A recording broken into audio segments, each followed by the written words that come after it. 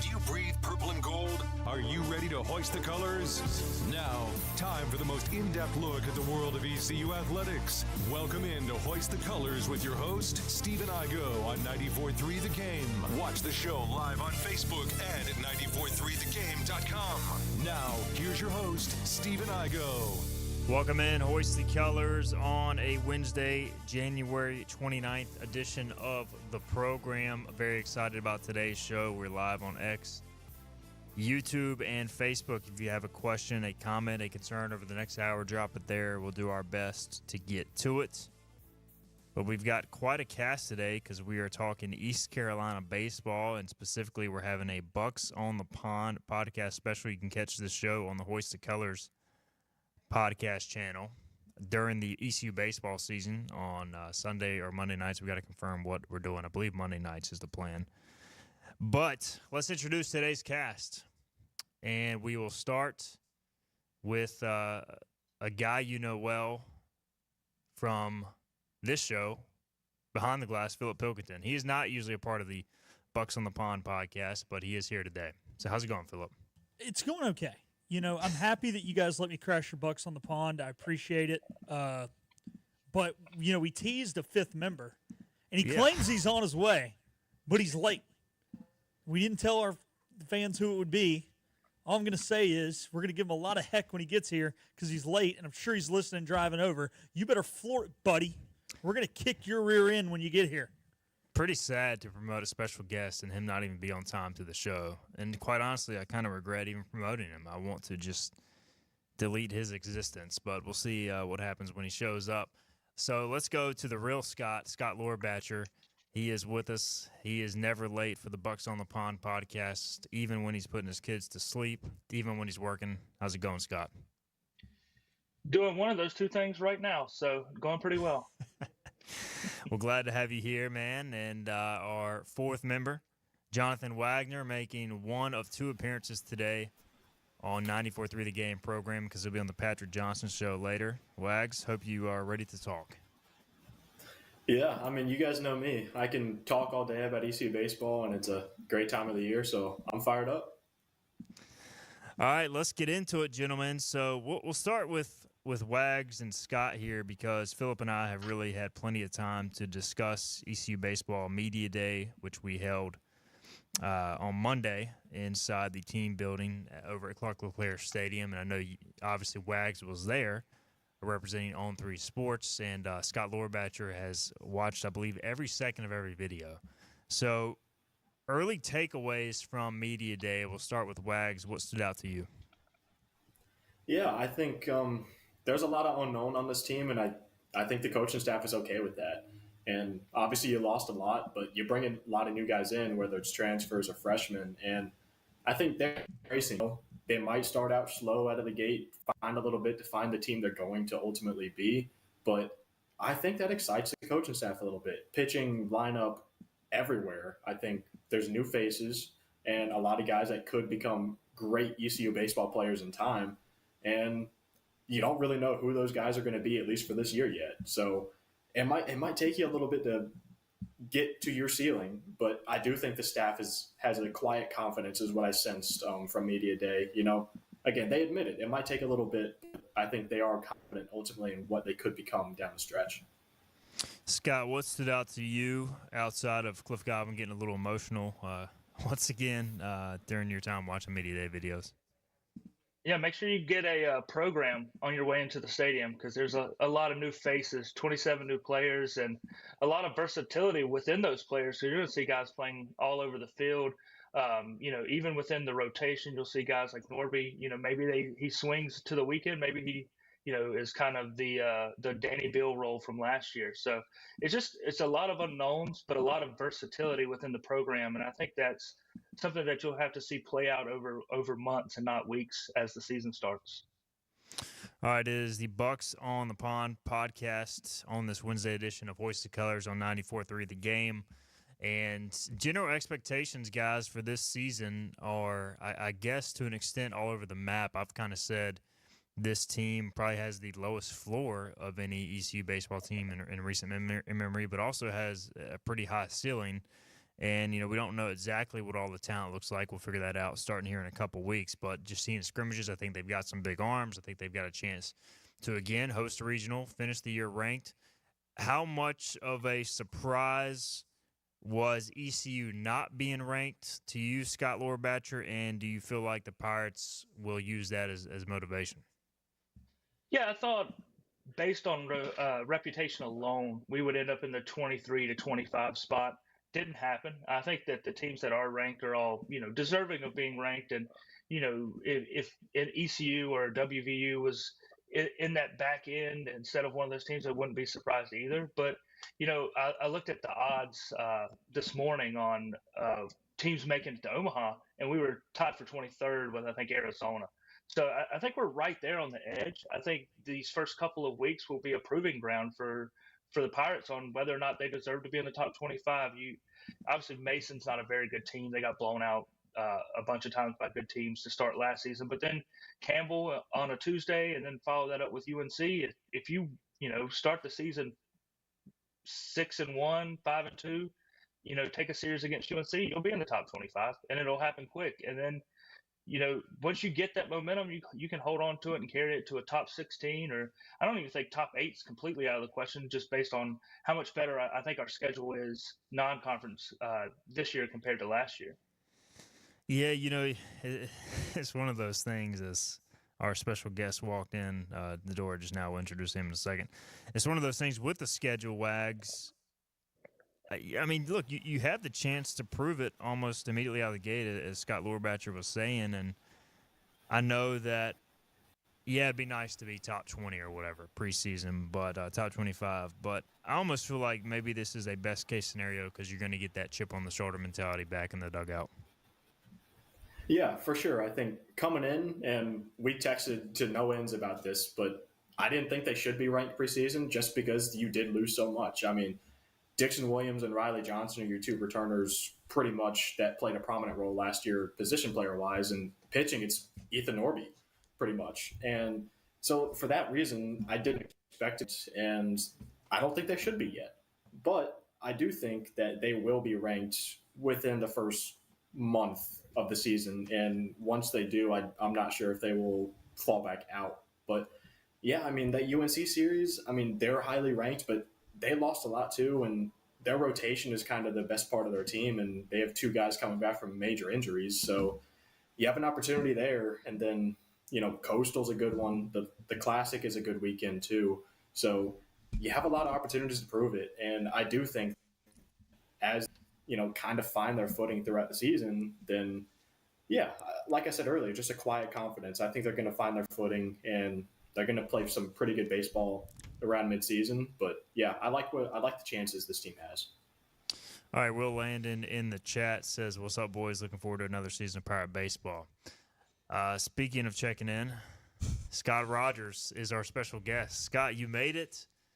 I am going to refer to you as Scooter, so we don't get you confused with Scott Lorbatcher. But first off, what happened? Why are you late? I was doing my full-time job now, Steven. Did you use the guest code or the employee code? I used the guest code. Okay. I'm no longer an employee here. I just wanted to make sure you are a guest now. So thanks for coming in. Absolutely. It's good to be back in front of a microphone. Scott Rogers, our special guest. So welcome him back. He actually is going to end up calling baseball once again, right? That's why you're here? It is not. Okay. Well, it's good to have you back. Your thoughts? Did you watch the ECU Baseball Media Day video? I did. I watched a little bit of it. I think, obviously, with this team right now, you got a lot of unknowns. So many new position players. You have virtually an entire new starting rotation. Everybody that's freaking out about this team not being ranked preseason, who cares? Who cares that they're not preseason ranked? It doesn't matter. I care. I'm sorry, Steven. That's how you make money, though. But who cares? This team, yes, they have a lot to prove. Yes, that there's not going to be a lot of East Carolina experience out there with all these transfers. But we know that this program can go out there. They can win 40 games like they always do. They're going to be right there in the title hunt for the American and more than likely in a hunt to host a regional once again. So don't get too worked up on the preseason rankings. As long as there's a number in front of this team's name at the end of the year and they're playing at Clark LeClaire Stadium in June, that's all that matters. It's not how you start; it's how you finish. As Scott Rogers has shown today, he's late. He's going to finish strong. Let's go through the schedule, guys. We kind of touched on it, but we'll go around the horn. Series you're looking forward to most? Obviously, you got the North Carolina series. You can go LeClaire Classic, Coastal Carolina. In conference play, you've got Revenge Series with Tulane and UTSA coming to town. So those are just a few. Or maybe you're one of those guys who really looks forward to that end-of-season trip to South Florida, which seems like it happens every other year. But we'll go around the horn. We'll start with Scott Lorbatcher. I'll let you go first. Yeah, you mentioned them at the end. Some revenge series to take care of business in conference. And, Tulane's the obvious one who swept us last year at their place. But I'll give you a different one. It's Wichita State. We go there. We owe them for eliminating us in the conference championship. And I believe the last time we went to Wichita, our bats mysteriously disappeared off an airplane. So we owe them a good beat down in Kansas. So that's what I'm looking forward to this year and getting one over them in their place. The secret to winning at Wichita is just make sure you take Mike Schwartz because he can get it done out there. Maybe he can accompany the baseball team out there. 3-0 at Wichita, Mike Schwartz. Jonathan Wagner, your favorite series you're looking forward to? Yeah, to me, it's definitely the Coastal Carolina series. And I think for years we've been talking about there's so many quality teams around this region, North Carolina, South Carolina, Virginia. And why not play them on a weekend? We play the UNCWs, Campbells, Dukes, States on midweeks, and we play UNC on a weekend. But to me, Coastal is that next step you should be taking. And last year they were a little down, but historically that's a really good ball club. And I think it's going to test you right out of the gates. And I don't think that series is going to be either. I think we're going to continue to see it. So this season kind of gives you a chance to start that new hopeful, season over season rivalry, I think, and start it off by winning it at home. So I'm really excited about that one. And I think that's another good tone setting type weekend that this team with so many unknowns can come in and make a statement for themselves. All right, Philip Pilkington, your series to watch, ECU Baseball 2025. Well, Wags took mine, so thanks, Wags. So that we don't have the same answers, I'm going to go to the LeClaire Classic, and not necessarily because it's the LeClaire Classic, but because it's coming off of the Carolina series. You are going to get punched in the mouth by Chapel Hill. Now, they may respond, they may not, but either way, you're going to be coming off the emotion of playing a top 10 team. And look, it's probably going to go 2-1 one way or another. If I had to predict now, I'd say they're going to win 2, we're going to win 1. And that next weekend, how do you respond? Because when you get deep into conference play and you do face adversity, or even if you have an emotional, victorious weekend, it's how do you reset back to square one? The LeClaire Classic is the weekend after the Carolina series, so that's why I'm going that. Scooter, do you have any of the same or different answers? I don't think anybody's picked the Carolina series yet. So no, I was going to go non-conference wise. That Coastal Carolina series I think is going to be interesting. I think that always that North Carolina series is the biggest one. There's really not too many series that big in terms of implications with two teams throughout the year.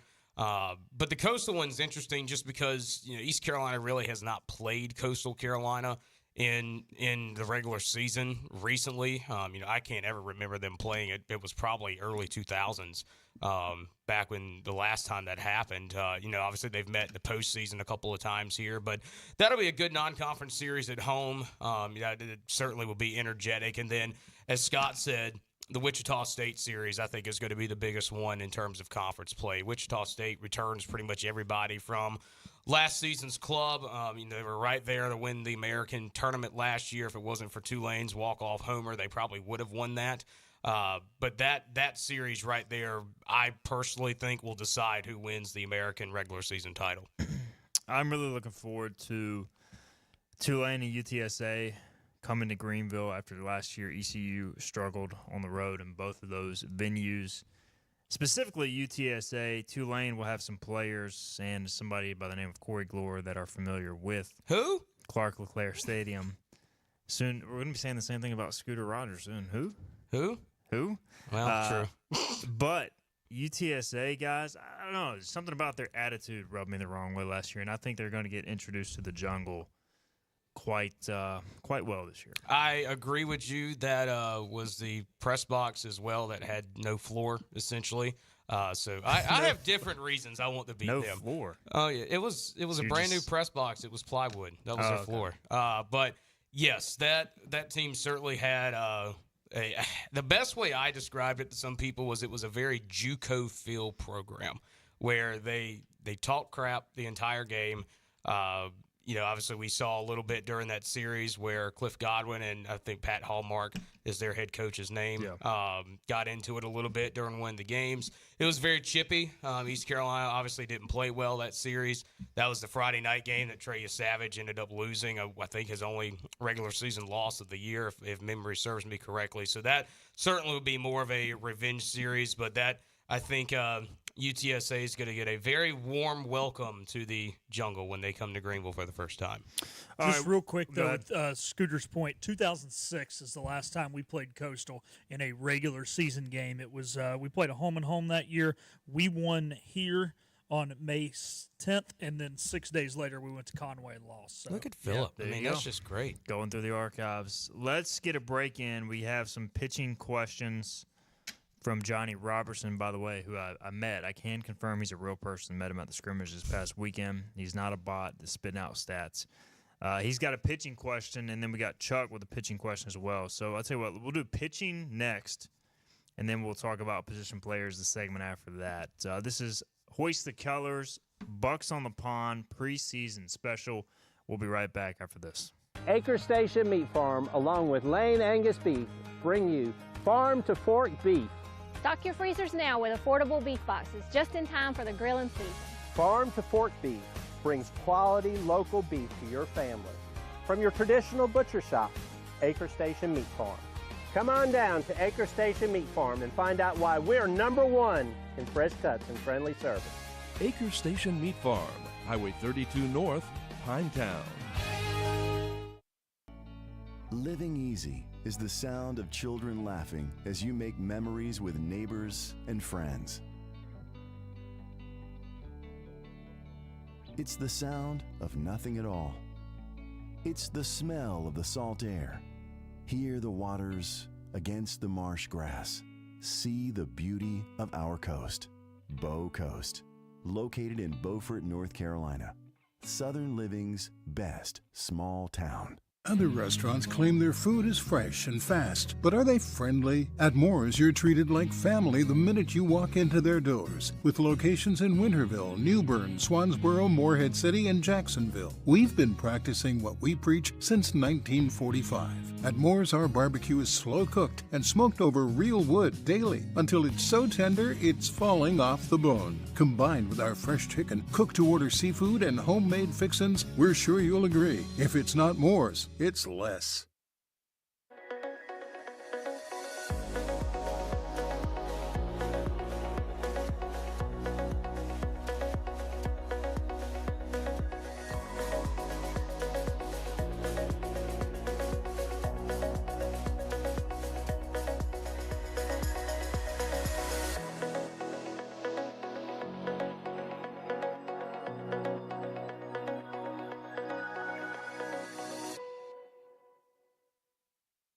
Sawyer's Fun Park in Winterville is now open. With over 40,000 square feet of family fun, daily money-saving deals, and a full-service restaurant, Sawyer's Fun Park is guaranteed to have something the whole family will love. Test your ninja skills on our 2-story obstacle course or head over to one of our 5 rock walls and race your friends to the top. And when you've worked up an appetite in our laser tag arena or our one-of-a-kind ropes course, grab a table over at the restaurant and try our world-famous Southern Monster Fries. Reserve your spot today at SawyersFunPark.com and come join in on the fun. This is about you, your family, and the health of all who live in Eastern North Carolina. This is about the transformation of a health system into something more powerful and more human, about creating new ways to treat disease and keep you well. This is about ECU Health, which is to say, it's really all about you. ECU Health. Minds, hearts, purpose. Play here. This is Hoist the Colors Radio with Stephen Igo. That was so good! On 94.3, The Game. All right, welcome back in. Hoist the Colors, Bucs in the Pond, preseason baseball special, excuse me. We were discussing the broadcasting schedule for ECU baseball this year, which is still to be determined. Who's calling the games, Scott? Scott Rogers in studio. I have not been told of anybody officially yet. Okay. But I have penciled in for a series on the road this year. Not pinned in, but penciled in? Penciled in. And penciled in. So we may... I'll be attending the series regardless. So we may hear Scott Rogers and his luscious pipes on the call again. That's the nicest thing you've ever said about me. Well, you're good at what you do, man. You're good at what you do, including your Little League stuff. I would ask you how it's going, but we got to talk ECU baseball. I think Wags should do a series. I would love to see Wags do a series. Wags, you think you can handle play-by-play? You and Coach O? I think it'd be great. I think I'd be a better color guy, personally. Why don't we go Bucs on the Pond game special, Wags and Scott Lorbatcher in the booth? How about that? I think we can make that work. We can alternate innings on play-by-play and color. No, I think, well, it's tough with baseball, especially on radio to do double color. But I was thinking, no offense to you guys, but Igo's finally figuring out how to get in and out of breaks. And now with Logan, he's doing the sponsorship reads. So I'm all for Igo play-by-play with Lorbatcher and Wags as the color. With zero play-by-play experience, yeah, it'll but be a at least you've hosted a radio show. It's kind of the same. I can figure it out. I had zero play-by-play experience when I started. That's true. So you tell me I can do it? If you put your mind to it, Steven. Right. Maybe we'll call Clay Walker, see if we can make it happen. No. All right. We have a few comments here. Will Landon says, I want to get over the midweek losses to Campbell this season. If we can do that, sky's the limit for this team. CBA0125 says, I would love to have this be the 1 year we can get a true four-man weekly rotation. Well, CBA, history says it will unlikely happen, but I understand your point. Johnny Robertson says, ECU is the only pitching staff in the nation that has recorded at least 625 strikeouts in each of the last 4 seasons. Can they possibly reach that number this season without 44, 45, and 46? He is referring, of course, to Wyatt Lunsford-Shinkman, Danny Bill, and Trey Yesavage. So, guys, pitching, we also got a question about the starting rotation. We'll comment on that in a minute. Pitching, let's just go around the horn here. What do we expect from the staff? What names are y'all hearing? I can share my thoughts after seeing a few scrimmages as well. But we'll start with Scott Lorbatcher. What do you like from what you're hearing from reports and that sort of things? Yeah, I think the development of Sean Jenkins into maybe the next great ECU ace, and when we see him effective and ready to go opening weekend as a 17-year-old, I think it's going to be pretty impressive if he can put together the kind of season that it seems like it's going to be expected out of him and quite possibly needed out of him for ECU to do well. And then on the backside of that is I think our rotation is very much up for grabs, and you got guys like Angelic that are going to come in later in the year, and Hunter and Pruitt who are coming off injuries, and how ready will they be? And so I think there's just so much mystery with this pitching staff right now, and who the 3 guys that by the time we get to postseason play are going to be your weekend guys. And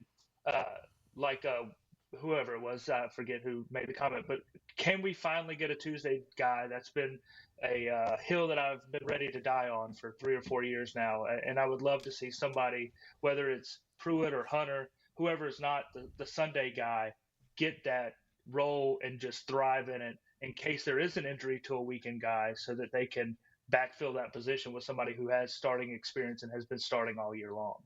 Scott is ready to die for a Tuesday starter. You heard it here first. Wags, who's standing out to you? Obviously, Sean Jenkins getting a lot of headlines, as Scott mentioned. 17-year-old.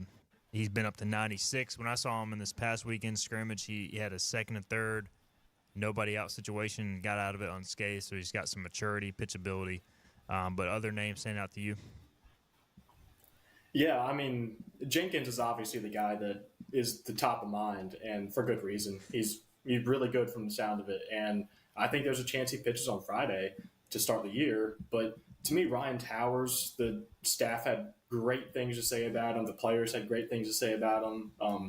So he's had a great preseason. I think he's going to be Friday or Saturday to start the season.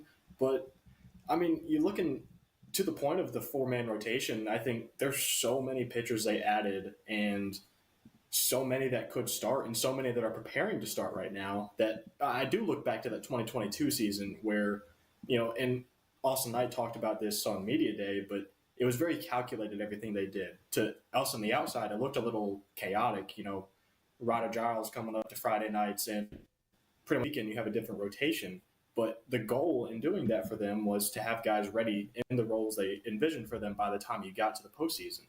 And I think we're going to see that to start the season, and we're going to see it early, which I think is a good thing. We're going to see guys in roles that they might not be in for the whole season right out of the gates, but they're going to get that experience, which will be valuable. And by the time you get to the postseason, if you need a guy who has been your first man out of the bullpen on Saturdays all season to start a game 6 of a regional, then he might have that experience already. And I think that's going to be valuable. And there's so many transfer arms coming have a chance to be in that kind of situation. Yeah, I agree. I think it's almost hopefully a good thing, and I'm sure there'll be rough patches, but hopefully a good thing that they'll have to thrust guys in different roles early on and just give a lot of guys opportunities. And look, some will fail, some will have success. It's just one of those things. You're going to have a lot of trial and error, and I think it's obviously not a good thing that a guy like Brett Intolik is hurt, but now you're not pressured to use him right away. So when he comes back, I think that'll be almost like a midseason trade to the staff of sorts if you were talking MLB with his arrival, as he's got big-time stuff. Philip, who's standing out to you after Media Day that you're looking forward to seeing from this rotation or bullpen? Yeah, I mean, the returners, as well as, it seemed like Media Day that Sean Jenkins was kind of the big guy that brought up. But what is standing out to me is more than who is standing out to me. And the what is the depth. And the issue is, and this is not an East Carolina problem, this is a college baseball problem because there's so many college baseball programs. Most teams in the country have 3 to 4 bullpen arms they trust. And the few that have more than that win the College World Series or lose in the finals. Texas A&M had like 6 or 7 guys last year. They almost won it. And with that being said, I think that is going to, in the past, we've had to rely so much on Wyatt and Danny where they've been tired at the end of the year. And when they are tired, you didn't have guys that you trusted. Well, when you have more guys that you trust, I think this will be more prepped for a regional. And also, to what Scott's point was, is can we get that midweek starter? We tried it last year with Chris Kaler. It didn't really work out. When you only have 4 bullpen arms you trust, you really don't want to waste a guy on Tuesdays. But if you can have 6 or 7 guys, that allows you to have that Tuesday starter. I am totally on the side that Scott is on, where I've always wanted a Tuesday starter as well. But when you've only got 7 or 8 arms you trust, it's tough to waste a guy on Tuesday. I think this team, there could be 10 to 12 arms that AK and Coach Godwin trust, allow you to have that Tuesday night guy, allow you to not burn a guy and use him 2 to 3 times in a weekend like we did with Danny Bill and Wyatt Lunsford-Chinkman. Scooter, you're last up here on the pitching department, so who are you looking forward to that either has or hasn't been named? Yeah, I mean, the two that I'm interested to see how they fit in, whether it's starting rotation or whether it's more bullpen, is Taylor Grubbs and Nick Moran, the 2 transfers from Liberty. They had some starting experience at Liberty. I believe Grubbs was one that actually pitched very well against East Carolina last year. But those are 2 that I'm curious if they're going to be more towards on the starting rotation side or if they're going to be more of a bullpen or a midweek starter side. Those are 2. Ryan Towers is one that's going to be interesting to see how he fits in. I would see him more of a bullpen guy to start out with. I know he has starting experience, but that's also someone you could look to where if he's kind of like your Friday night bullpen guy, maybe do you bring him back on Tuesday for an inning or 2 as a starter? So you never know with those sort of things, but Sean Jenkins obviously is the top one. That's the one I think everybody wants to see how he performs.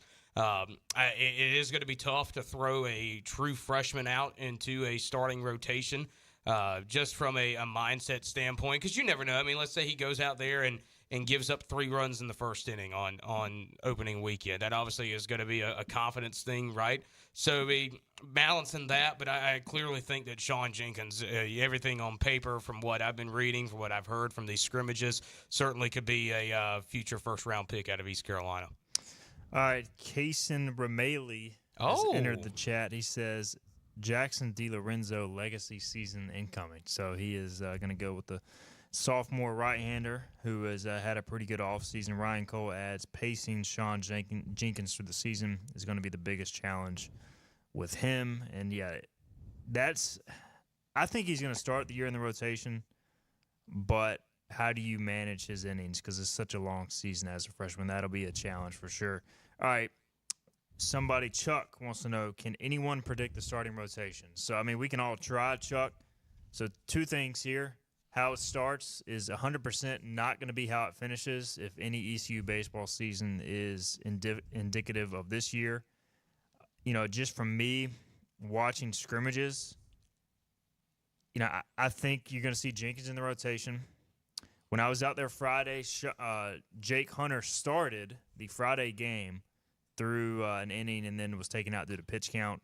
Wouldn't shock me if he's used early in the season as kind of like an opener of sorts, but, you know, a lot of that depends on how his arm feels. And then I think Ryan Towers, you know, Scott Rogerman, you can see him in the bullpen or the starter rotation. I think right now they're leaning towards maybe starting him. So I'm going to go with those three guys, although Nick Moran is a possibility. Brad Pruitt, the Oklahoma transfer, is supposed to throw live this week, and he's a possibility as well, as is Jaden Winter. So I don't know, guys. I don't know if y'all agree or disagree. We'll go quickly around the horn here. Scott Lorbacher, any thoughts on a potential rotation?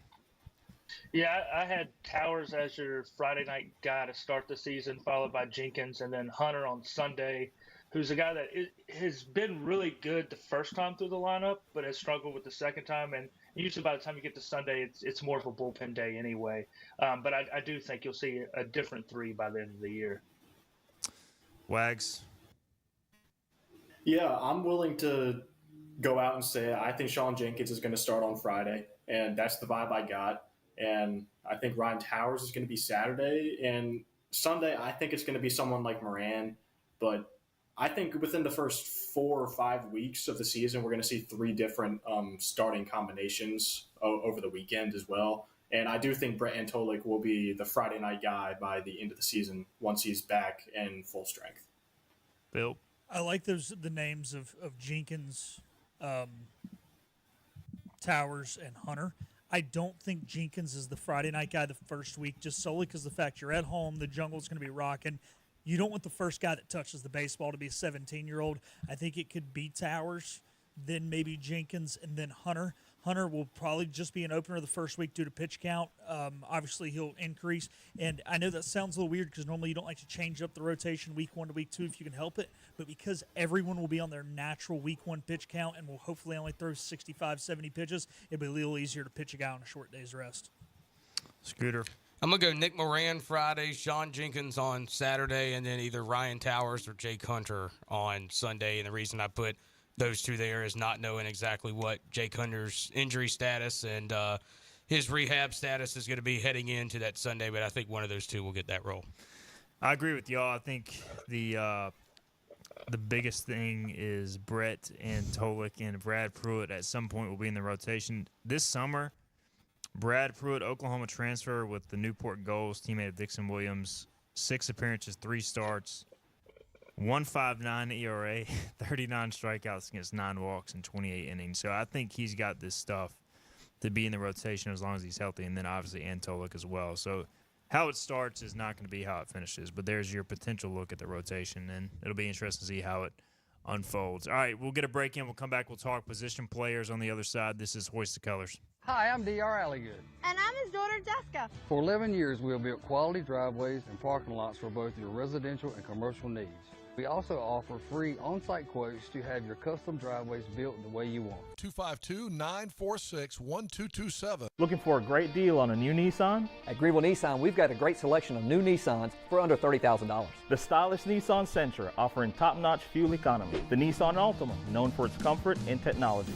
The Nissan Kicks, the perfect combination with its compact design and performance. The Nissan Versa, delivering incredible value without compromising on features. And don't forget the Nissan Rogue, an award winner for 10 years in a row. Drive it home just for $22 down and $349 a month. Visit GreenvilleNissan.com today. Greenville Nissan, where we drive to serve. The best burgers around. Everyone loves a thick, juicy, and fresh burger. Tiebreakers does real burgers better than anybody. And don't forget about the cheese sticks, fresh salads, and more. So don't just go to any burger-themed restaurant chain. It's time to break the chain and eat local. Tiebreakers, burgers and sports at its best. Go Pirates! Arr! You know what the problem is with standard belts?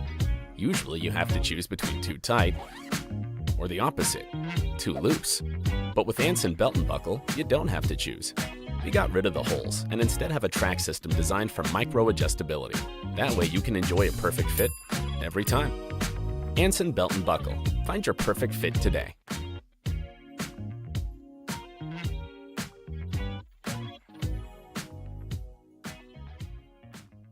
Hi, I'm D.R. Alligood. And I'm his daughter, Jessica. For 11 years, we have built quality driveways and parking lots for both your residential and commercial needs.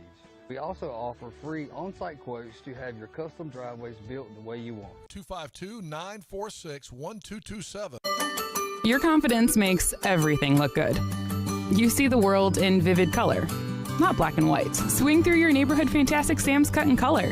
And let our experienced stylists take you from everyday to extraordinary. Fantastic Sam's hair salons are locally owned and operated. Our full-service salons are conveniently located in Goldsboro, Kinston, Greenville, New Bern, Jacksonville, and Calabash. Stop in today at Fantastic Sam's, where the possibilities are endless. Storm season is approaching. North Carolina weather can damage your roof, and before long, a small leak can turn into a big problem. Your home is one of your biggest investments, so protect it with Wells Home Improvements. We work with all insurance companies for a hassle-free roof installation experience. Call us today and get 10% off your roof installation when you mention this commercial. 252-227-8403 or visit us online at wellshomeimprovements.com. Wells Home Improvements. Local, honest, dependable. Here there be pirates. Back to Hoist the Colors with Steve and I go. How good is this? On 94.3 The Game. All right, welcome back in. Hoist the Colors. Bucs on the Pond. If only you guys could hear the commercial conversations that we have. Mic's off. Oh, there it is. There it is. There's nothing bad being said. We're speaking truths. All positives. Scott Rogers in studio. Philip Hilkin behind the glass. We also have Jonathan Wagner, Scott Lorbatcher, the Bucs on the Pond crew. Previewing ECU baseball. I do want to get to this question, then we'll go talk position players. Will Landis said, what's the word on Jaden Winter? I have not heard him discuss much this preseason, but he could be due for a breakout year. Look, Jaden Winter, fourth-year guy, I believe, has been in the program. Really good stuff, always has had really good stuff, and it just comes down to consistency. I mean, not only throwing strikes, but locating within the zone. I mean, he was 93, 94 in the scrimmage this past weekend, but, walked a couple guys. So for him, it's just all about consistency. He's got the stuff, and he'll be a candidate to fill a variety of roles. So there's your update on Jaden Winter. As a senior, you do hope for a breakout year and for him to put it all together. We've seen other guys do it in the past at ECU. All right, position player talk, guys. A lot of outgoing players. I'm just going off the top of my head here. Jacob Starling, Carter Cunningham, Justin Wilcoxon. There's others that I'm sure I'm forgetting that are obvious. But we do know that we have Dixon Williams and Riley Johnson back. And then we've got a bevy of newcomers. You also have Colby Wallace back. Some transfers coming in like Alex Boucher. So you could go in a variety of options here. We'll go around the horn again and talk about a position player we're looking forward to seeing. We'll start with Wags this time because I know that he's been writing down lineups nonstop for the past several days.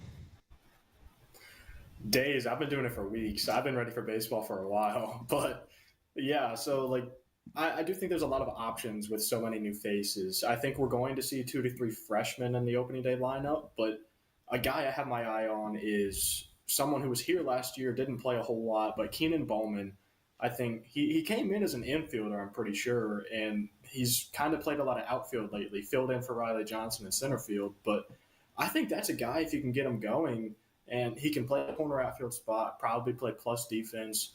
He's going to be able to handle the bat well, good speed. So I think that's a guy you like in your lineup, whether he's hitting up maybe at 2 or he's hitting at the bottom and kind of giving you a second leadoff man. But Keenan Bowman, I think even if he's not starting opening day, I think he's going to be one of those guys. He's in the game more often than not late in the late innings as a defensive replacement, pinch runner.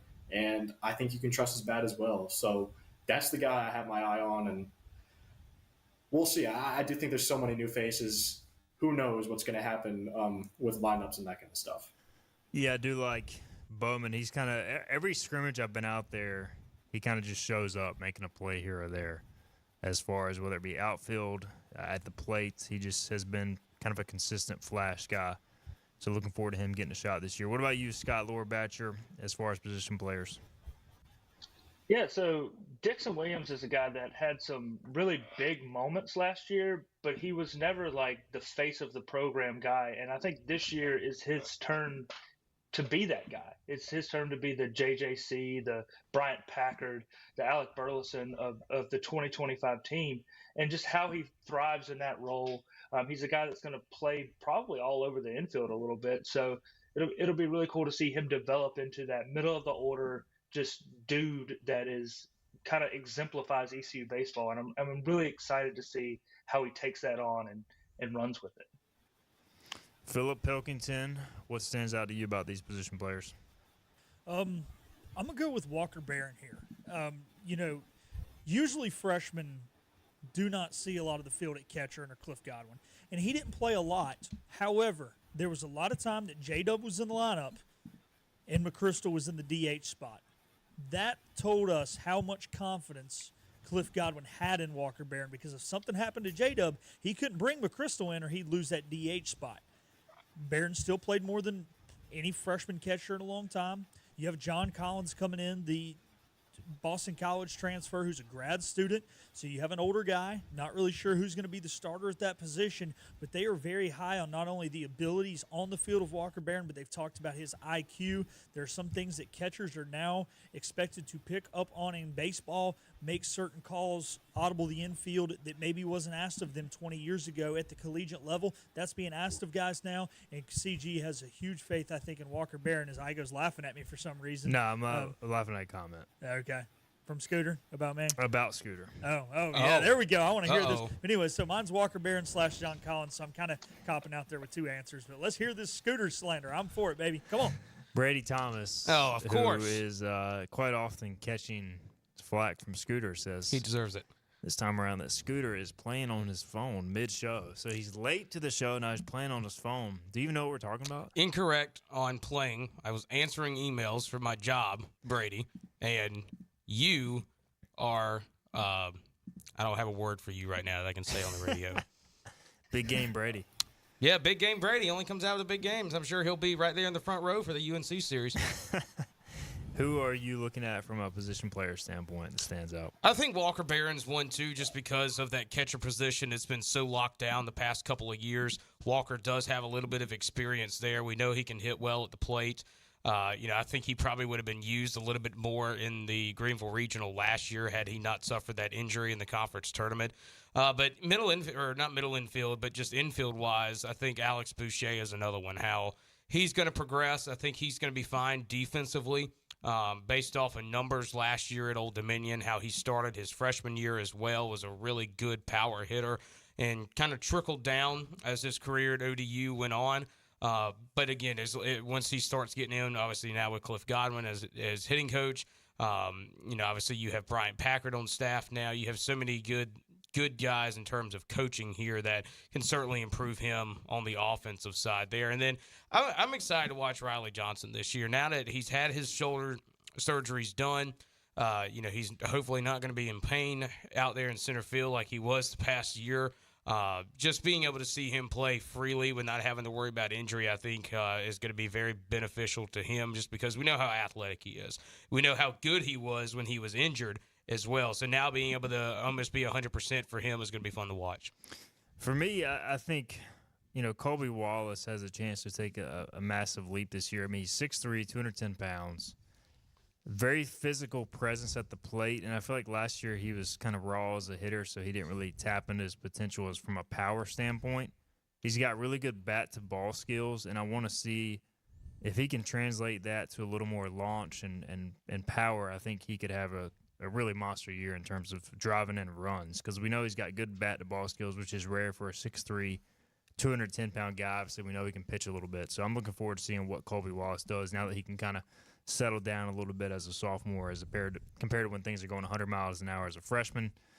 Speaking of freshmen, the three guys that I think we're going to see a lot of early, just watching these scrimmages, they've been working with the number one team. Braxton Trammell, 5'10", 218 pounds, out of Ford High School teammate of Sean Jenkins. He's been playing third and left field. Of course, Colby Wallace has been playing first and third base. Braxton's a switch hitter, can hit the ball a long way. Austin Irby, another left-handed hitter whose profile is more as a first base DH type. Big power, has hit a number of home runs on the football field, 5'11", 201 pounds, so another good-looking freshman physically. And then Alex Peltier, I don't know the exact pronunciation on that, but freshman from Paul VI High School, same high school as Carter Spivey, 6'2", 185. He robbed a home run in this past Friday scrimmage. He's been playing a lot of right field. So, guys, we're going to see some freshmen early, and it wouldn't shock me if all three of these guys are in the opening day lineup, like you said, Wags, but these guys I think they're going to have to play, but I think they're capable of playing.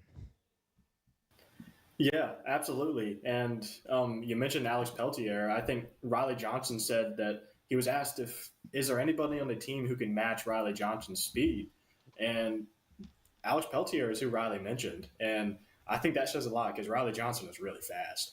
And if you have an outfield with those two together and whoever's in left field, Riley Johnson said it best, no balls are dropping in that outfield this season. So I think he's the guy I have my eye on. But, yeah, I mean, you look at a guy like Michael Kalinich at catcher. I mean, I think they like his bat too. And you could see him maybe in some DH spots. And I think, again, there's so much flexibility in this lineup. But those two are the two incoming freshmen. I love Trammell too, but I have my eyes on those two. Yeah, another guy who hasn't necessarily been working with the one team, but Braden Burris out of Green Central has made a lot of plays, shortstop. I think he's going to be a player very soon as well. And, look, we've kind of talked about it in the past, Scott Lorbatcher, about maybe at times this lineup not having a ton of physicality, home run potential, but I think Trammell and Irby, not only this year but for the long-term future, you never know with the portal, but this lineup sets up pretty well from a power standpoint this year and going forward. Yeah, and you have John Collins back there that we haven't talked a ton about too that could provide some pop. And I think after watching the Indiana State team in the regional last year, you kind of see the value in it of being able to get the ball over the fence. And, you know, with these freshmen, they're going to get thrown into the fire pretty quick. You know, Mason's kind of not a tough opponent, but then after that you get Campbell, UNC, the LeClaire Classic, and Coastal over a month span, and they're going to have to grow up a ton and you know, kind of develop those bat to ball skills very fast, and it'll only help us once we get into conference play. But I'm really looking forward to seeing Trammell play. And then you have Boucher and Peltier, just fun names to say. So I'm looking forward to that too. All right, Johnny Robertson says there are currently 43 players on the roster. Should we expect some red shirts soon? What number do they have to reach by opening day? So they got to be at 40. My understanding is there'll be a few medical guys that do not count against the limit because they're going to be off or redshirted due to medical reasons as well. So they'll be down to 40 by opening day if they're not already. All right, we got to get our final break in. When we come back, I'm going to ask everybody to name the first three hitters in the lineup for February 14th, opening day. We'll see if any of us can get it right. We'll try that. This is Hoist the Colors. The team of Flatlands Jessup is working overtime to help ensure that Eastern North Carolinians like you get the health insurance help you need this open enrollment period. New legislation passed meaning more people than ever qualify for affordable coverage. Let us help you today. This holiday season, get the gift you really want at Greenville Toyota. It's our holiday trade-up. Drive a new Corolla, just $229 a month, or a new Tacoma, only $329 a month during the holiday trade-up at Greenville Toyota. Storm season is approaching. North Carolina weather can damage your roof, and before long, a small leak can turn into a big problem. Your home is one of your biggest investments, so protect it with Wells Home Improvements. We work with all insurance companies for a hassle-free roof installation experience. Call us today and get 10% off your roof installation when you mention this commercial. 252-227-8403 or visit us online at wellshomeimprovements.com. Wells Home Improvements. Local, honest, dependable.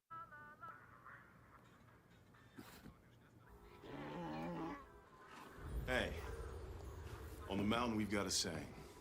Get off your...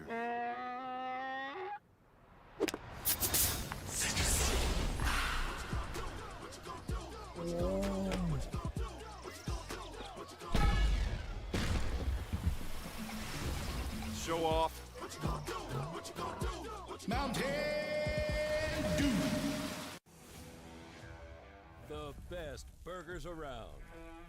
Everyone loves a thick, juicy, and fresh burger.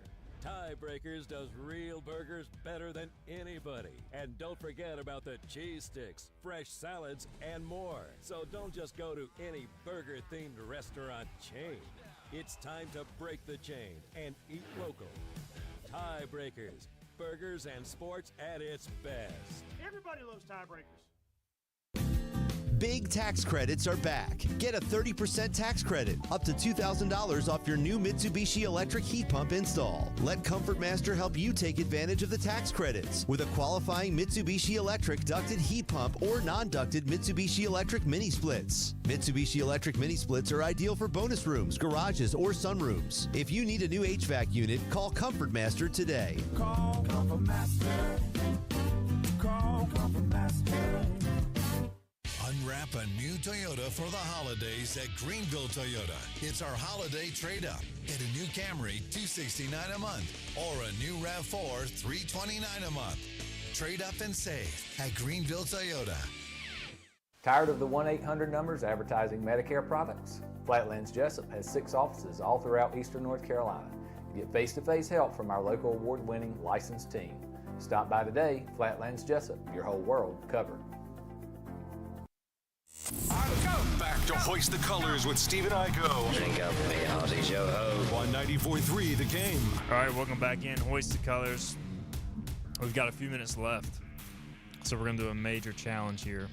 And I realized how major of a challenge it was as I was trying to put together my top 3 of the order and couldn't even hardly come up with who it's going to be.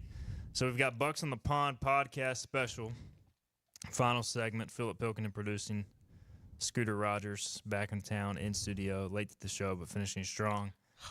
Scott Lorbatcher and Jonathan Wagner joining us through their computers. And I asked each of them to come up with the first 3 in the batting order for the February 14th season opener. Can they do it? Can any of us do it? We'll find out. We're going to start with Mr. Lineup himself, Wags. Give us your best shot at the first 3 in the batting order. Yeah, well, the leadoff spot is easy. That's Riley Johnson. I don't see a situation where he's not in that role. 2, I think you're going to see a freshman, and I think it's going to be Braxton Trammell and probably playing third base. Switch hitter, I like a switch hitter in the 2-hole a lot, and I think he could be maybe the best bat on the team this year. And 3, I think you're going to have Dixon Williams, and he should be your guy this year, and I think the 3 spot makes a lot of sense. And I'm going to give you a bonus just because Riley Johnson was so easy. Austin Irby, freshman again, clean up. All right. I like the picks. We'll go to Scott Lorbatcher next. So I also wrote down Johnson, Trammell, Dixon Williams. So I'll give you my bonus as Colby Wallace in the 4-hole. I like that as well. Good bat-to-ball skills. Could be a guy who could hit top or middle of the order. Scott Rogers, you may know the least about this team just because you're off doing different things in Atlanta now, but I'm going to give you a shot at it as well. Atlanta. Get it right, Steven. Warner Robins, Georgia, close to Atlanta. Give us your shot. I'm going to go Riley Johnson, leadoff. It's tough. It's tough to say 2 and 3. I think that Colby Wallace is going to be in there somewhere as well, but something gut feeling, I want to put Alex Boucher in the 3-hole. I don't know why. Okay. I for some reason, my gut saying that could be a wild card in that 3 spot. But yeah, I definitely think Riley will be in that leadoff spot, and then I mean, really the rest of the lineup's kind of fair game after that. No telling where it goes. Pilk. Obviously, Riley leading off. I'm going to go Colby 2, Dixon 3, and then I think Boucher is going to hit cleanup. I know that maybe he doesn't have the average quite to hit cleanup. I think that's why Wags and Lower Batch are both having farther down, but I think they're going to put Boucher in the cleanup spot. All right. I mean, at this point, you can't go against any of your lineups. And is there any scenario Riley Johnson hits 2-hole and Dixon hits leadoff? Because didn't they try that? They tried Riley in the 2-hole late last year, but I imagine he will lead off. Just asking. No? I think you could see him in the 2 spot. It's just who do you elevate into the leadoff spot? I think it was different last year based off of how the roster was constructed, but I definitely think that could be a possibility. I am going to go Riley Johnson, leadoff, Walker Barron, 2-hole, and Dixon Williams, 3-hole. But I could see Colby or Walker in that 2-hole for sure. Gentlemen, we are about out of time. Scooter, thanks for coming in studio. Absolutely. Scott, Laura Batcher, thank you for joining us online. Jonathan Wagner, same to you as well. We'll see you again later on 94.3 The Game. And Philip Pilkington, appreciate you behind the glass. So thanks to everybody. Thanks for everybody tuning in. Does this mean I can be on Bucs in the Pond this year? No. No. What is that, Steve? Philip, you're not even on the podcast. We'll have a best of I don't three want to listen vote, to you once a week. After the show. That's hurtful. The majority wins. We'll see which way it goes. I'll keep you updated. Simple majority. We got to get out of here. We'll be back tomorrow, Thursday at 12 noon. Hoist the colors. We'll see you then. This has been Hoist the Colors with your host, Stephen Igo. Tune in weekdays at noon for all things ECU sports. Get a recap of the show at 943thegame.com.